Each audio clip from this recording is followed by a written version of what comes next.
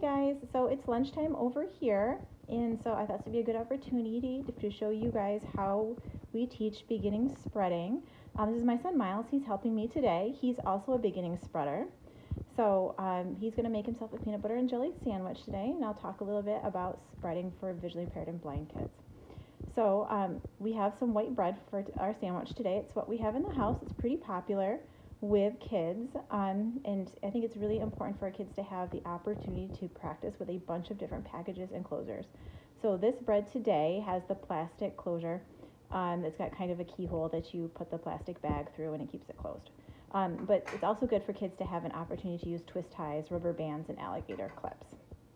So Miles, you want to go ahead and get your bread out for your sandwich?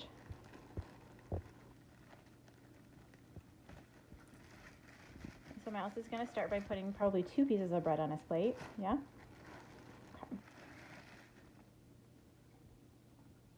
All right. So we have a very large container of peanut butter here today. We go through a lot of peanut butter at our house. It's a big favorite. So you can use whatever kind of item you like to have on your sandwich or that you'd spread: mayonnaise, mustard, peanut butter, sun nut butter, soy nut butter, jelly, Nutella. They're all pretty popular at this house.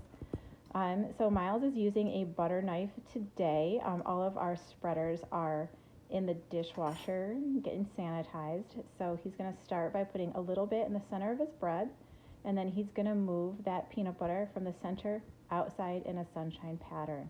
So we always teach our kids to start with just a little bit and then go and get more. So Miles does not like the way that the peanut butter feels on his fingers, so he's using an adaptive technique and using the fork to get it off of the knife.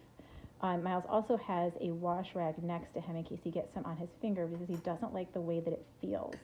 And that can be very distracting and upsetting, so we try to make sure that he has the opportunity to wipe his hands off. Lots of our visually impaired kids don't like the way that a lot of things feel on their hands. Frosting is regularly a thing that our kids don't like to touch. So when we're practicing this skill, we try to make sure that we have that available to them. So he's applying a little bit more to the center of his bread, and he's going to continue to work out in a sunshine pattern until he has the entire bread covered. So this white bread that we're using, although popular at our house, does tear easily. So it's not always the best choice when you're starting to teach your child to spread food. But it is what we have in the house today, so that's what we're using. So as he continues to work around this bread, I do want to talk a little bit about when you teach your kids to spread, they don't have the opportunity to observe other kids spreading or other people spreading. It has to be intentionally taught. So that it does take a lot of practice. It takes a lot of patience from both parent and child. And it's okay to start very small. Start with a graham cracker and some frosting, or start by applying the frosting or peanut butter or the product to the graham cracker or bread for your child and teaching them to work in that sunshine pattern from the center out. It doesn't have to be all at once. And I did also want to mention that if you teach your child or are working with your child in a different method and that's working for you, that's totally fine. There's a lot of different ways to accomplish tasks, and this is just one of them.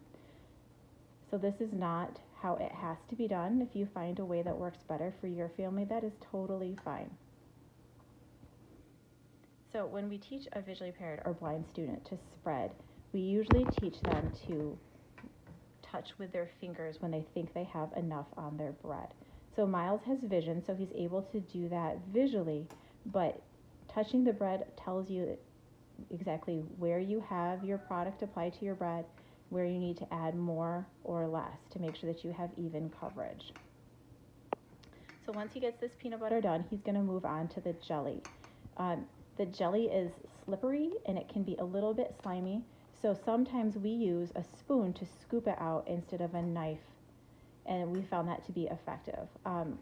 Sometimes Miles will also use the back of the spoon to spread the jelly across his bread.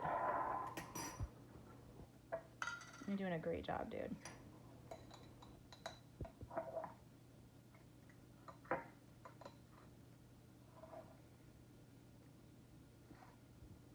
So you're going to apply that jelly to the center again. Jelly is typically a little bit less frustrating because it's not sticky like the peanut butter.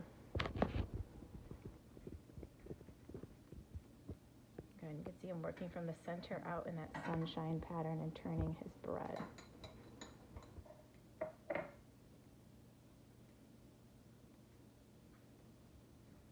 Good work.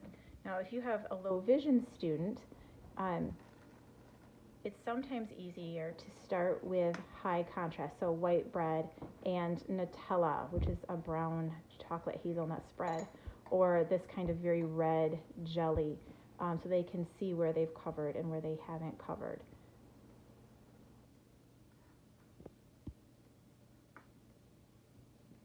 So as you can see, Miles has his sandwich almost complete, and we're about at 6 minutes. So this is a very time-consuming process up front.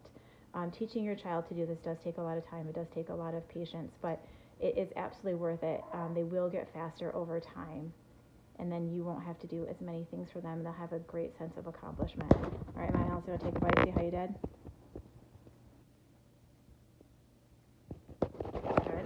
Good.